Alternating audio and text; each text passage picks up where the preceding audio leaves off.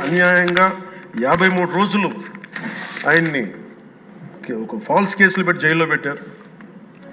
అలాగే అధ్యక్ష, మీరు కూడా గతంలో మిమ్మల్ని కూడా ఎంత వేధించారో మా అందరికీ తెలుసు, సభ్యులందరికీ తెలుసు. నిన్న రఘురామకృష్ణరాజు గారు కూడా ఏ స్థాయిలో అనుభవించారో అందరికీ రాష్ట్రం అంతా తెలుసు. కానీ చాలా పెద్ద మనసుతోటి ఆయన వస్తే చాలా మనసు విప్పి నవ్వుతూ మాట్లాడడం చాలా ఆనందం కలిగించింది. మీ నుంచి మేము నేర్చుకోవాలి. ఎంత అంటే దాడి చేసిన, హాని చేసిన మీ పెద్ద మనసుకి సభాముఖం మీ అందరికీ మీకు ప్రత్యేకించి మీకు ధన్యవాదాలు చెప్తాను. మీ అందరి నుంచి మీ నుంచి స్ఫూర్తి తీసుకుంటాం. మీ నుంచి అంటే తిట్లు తిన్నా కానీ, దెబ్బ తిన్నా కానీ ఎంత సహృదయతో ఉండాలనేది మీరు చూపించారు. ఇంకొక యాంగిల్లో శ్రీ నారా చంద్రబాబు నాయుడు గారు నిన్న కూడా చెప్తా ఉన్నారు, వాళ్ళు మన మీద దాడులు చేశారు కదా అని చెప్పి ఈ రోజు మనకు